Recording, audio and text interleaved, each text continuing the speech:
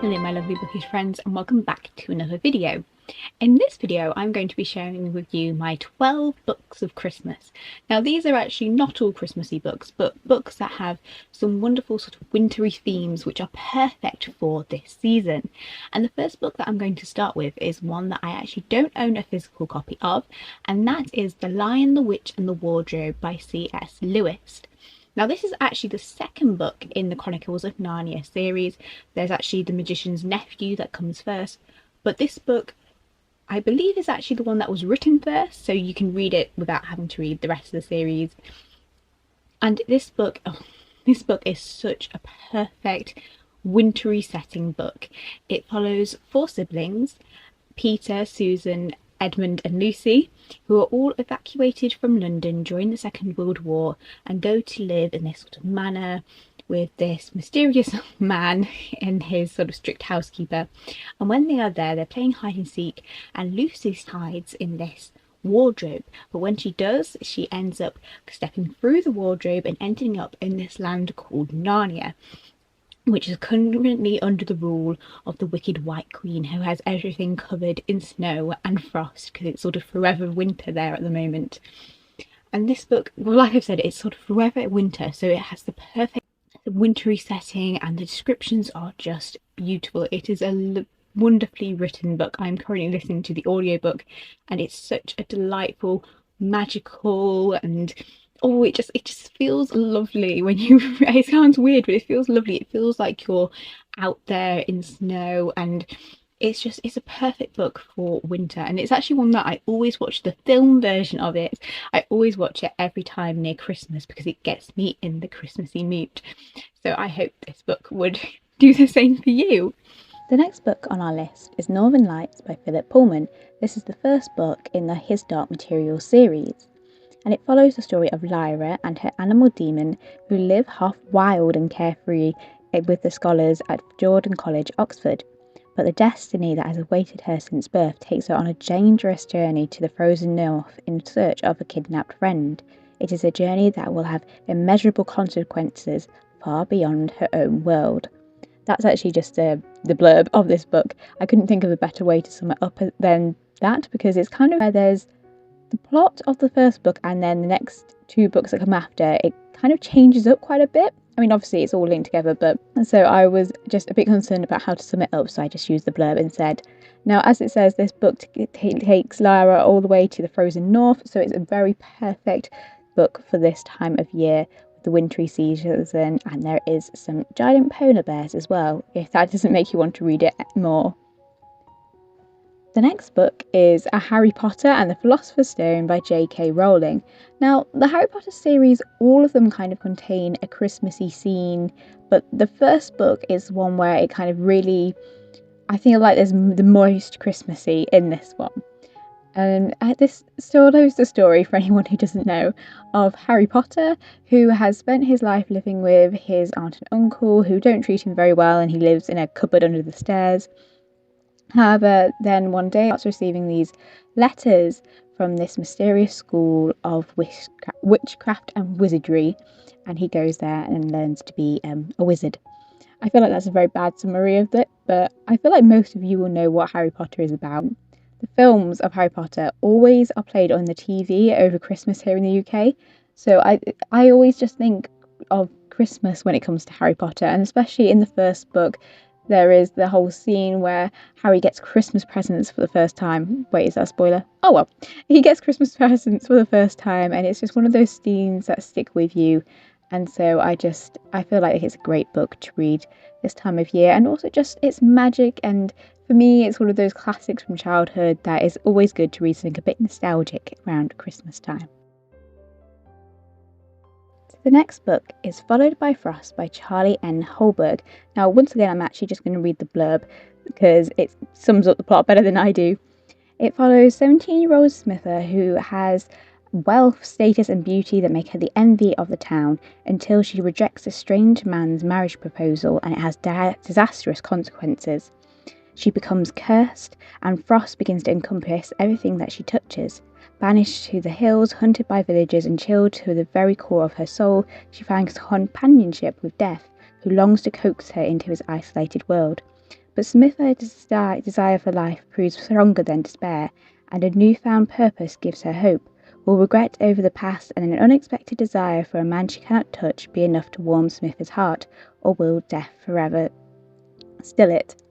Now, this is a book where, to be perfectly honest, it takes a little while to find the main lead likeable, or at least it did in my opinion, because obviously this is a sort of a redemption arc story, so she doesn't start off great to begin with, but once you get past and deeper into the story, and it is only a very quick story and with nicely fastly paced, once you get into it you find that she is easier to warm to, and it's because she is frozen, and it's it actually reminds me a little bit of Frozen, so it is perfect for this time of year. And also it's a really short book, so if you want something quick fantasy and wintry, this is the book. Next up we have A Winter's Promise. Now this follows the story of Ophelia, who is this delightful but awkward little misfit who has these two talents. She can, when touching objects, she can read their past, and she also has the ability to travel through mirrors. Her peaceful existence on her own little ark is interrupted when she is promised in marriage to this stern and quite strange faun, a member of a powerful clan from a cold and distant ark. So I'm saying arcs because, like on the cover, this is set in this kind of universe world where, well, essentially the world is broken up and everyone is just living on these strange arcs that float around, and no one really knows how they're staying afloat and stuff.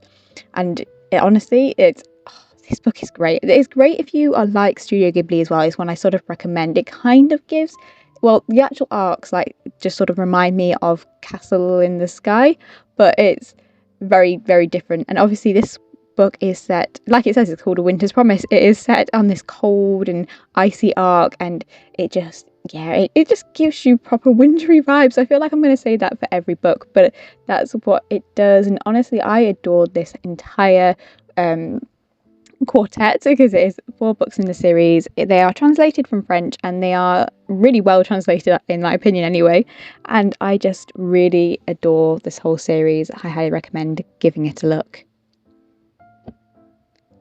The next book on the list is A Holiday by Gaslight by Mimi Matthews. Now this is a novella. It's really short, and I actually spoke about it in my wrap up for November. It follows this couple in Regency, England, who are courting, but then Sophie decides, the lady out of the couple decides that they don't really suit each other, so they break it off. But then there is a Christmas party at her family's manor, and he is there too, and they sort of give themselves a week to decide whether or not they are suitable for each other to continue courting. And it has a lot of north and south vibes, and like I said, it's actually set at Christmas, so it is a perfect one for this time of year. Next up we have Erased. Now this is a manga, and it follows the story of a man who is granted this special ability to go back in time to his younger self, as his younger self, before a horrible event happens. So he's taken back 18 years before one of his classmates is murdered, and he discovers the truth about these past events. Now, a lot of the past events actually take place in winter, like in the picture on the front cover, and that's why this makes it quite a great manga to read this time of year. And honestly, this whole storyline is very intense. There is a Netflix live action version of this manga series, and it is really good. I do highly recommend that. And that is also, of course, set in winter, and that just gives you, it's a really great kind of thriller manga-y one, and because they're trying to find out what happened in the past. And also in the TV series, the little girl in it is absolutely adorable. All the child actors do such a good job. They're so cute. I really recommend giving the series a watch as well.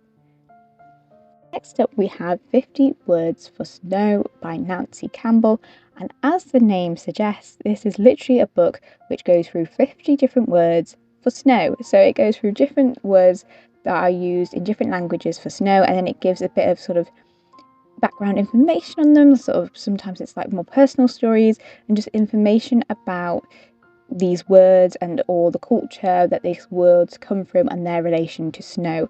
I read this last year and I actually really enjoyed it. It was really interesting, and because it is a non-fiction book, it's one that you can put down and then pick back up and just go read one of the words.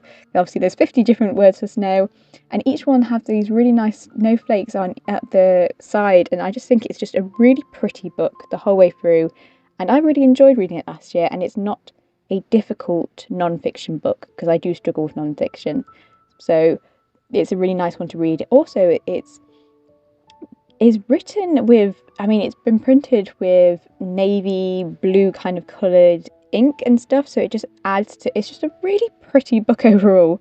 I know it sounds really weird to say for a non-fiction book, but it's just a very pretty book, and it's very nice to sort of just learn a bit more about snow in different cultures. It's fascinating and really interesting. Next up we have Death at Wentwater Court.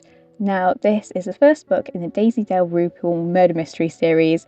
It is the whole series are kind of quite, I want to say cozy, but that's not quite the word, but they're all these mysteries set around the 1920s and afterwards, all kind of about this woman who is Daisy Dalrymple, who's actually from quite a wealthy family, but she makes her way as like a photographer and journalist, and she goes to Wentwater Court for a Christmas event, and there is a murder there, and she ends up getting mixed up with the police and helping them out a bit. And it's just a really delightful murder mystery, and if you kind of like Agatha Christie and that sort of books, this is one for you.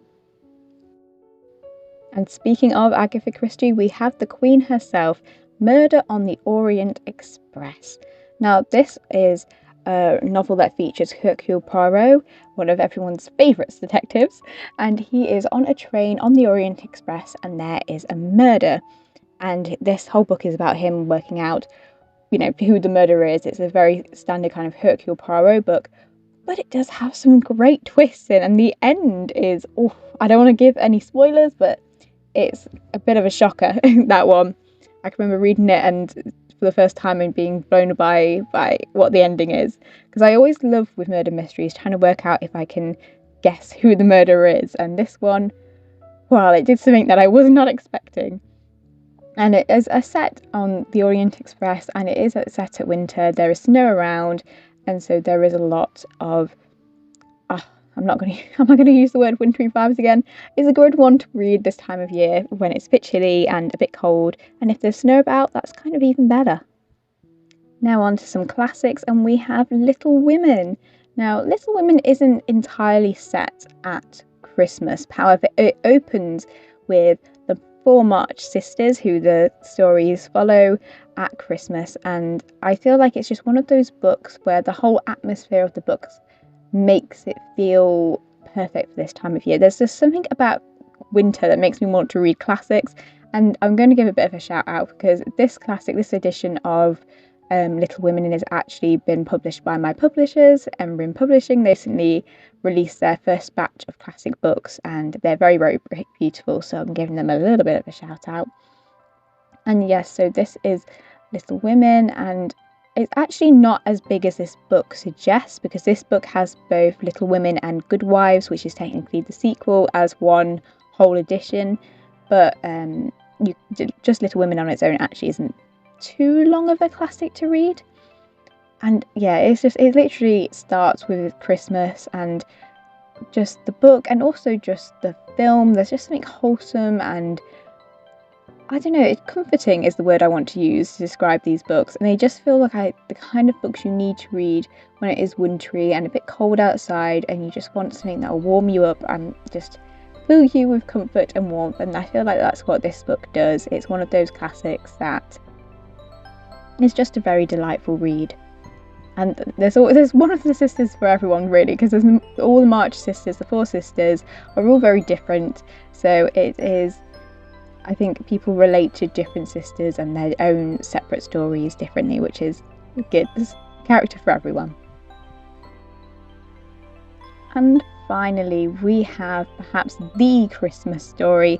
It is A Christmas Carol by Charles Dickens. Now, this book is perhaps I want to say original Christmas story. It follows Ebenezer Scrooge, who is this miserable miser who hates Christmas and essentially just hates everybody. And on Christmas Eve, he is visited by 3 spirits who help him sort of change his ways and learn to embrace Christmas. And I feel like most people would have heard or watched some version of A Christmas Carol. For me, every Christmas I have to watch the Muppet version because I think that's the best live action adaptation of A Christmas Carol. And it's actually such a short classic, so if you want to try reading it, and it's very easy to read. And it's just such a delightful Christmas story. I always try to read it as close to Christmas as possible. I think last year I actually finished it on Christmas Eve, which was a very magical experience, as there's just something about this story that no matter how many times I watch different adaptations or I read it, I still feel just delighted by it, and it's just one of those books that always fills me up with the Christmas spirit. So if you're not feeling Christmassy, perhaps you need to read Christmas Carol and it will get you in the Christmas mood. So that is it for my winter book recommendations. I hope you found one that will get you right into the seasonal spirit, or maybe there's one on there that you've never heard of before and want to read, or maybe you've just seen some of your old favourites on there as well. If you have any other wintry book suggestions or Christmassy books as well, there isn't that many Christmassy books on there, so if you have any good recommendations, please put them in the comments below. I love finding new books to read, especially because I love books that match with the season. I think it just makes the books a little bit more special when you're reading them, and the scenes and the imagery that you see in the book is also outside as well. So, well, admittedly in this case I'm hoping that we'll get a bit more snow around here before Christmas and all that, so then it really matches the theme well.